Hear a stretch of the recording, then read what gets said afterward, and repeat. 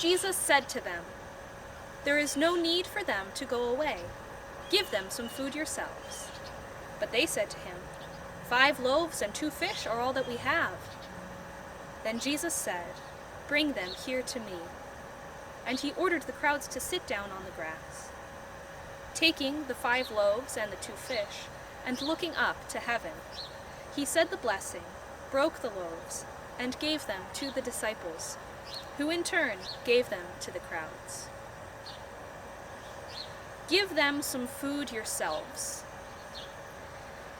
It had to have been clear to our Lord that this was an impossible request to ask. Why would he make this suggestion to the disciples if he knew full well that they did not have nearly enough? In asking this, Jesus causes the disciples to look at themselves and to take stock of their own inadequacy, and then offer precisely that to the Lord. In other words, Jesus does not simply say, "Oh, just step aside and let me handle this." Rather, it is precisely the offering of our poor and our limited selves, our very lives, that Jesus transforms us.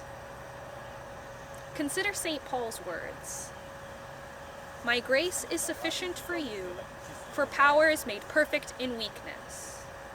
I will rather boast most gladly of my weaknesses, in order that the power of Christ may dwell within me."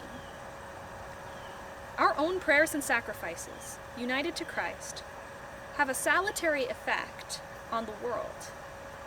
Thus, by the example of the disciples, we ought to be taught that though we should have but a little, we ought to give to those in need.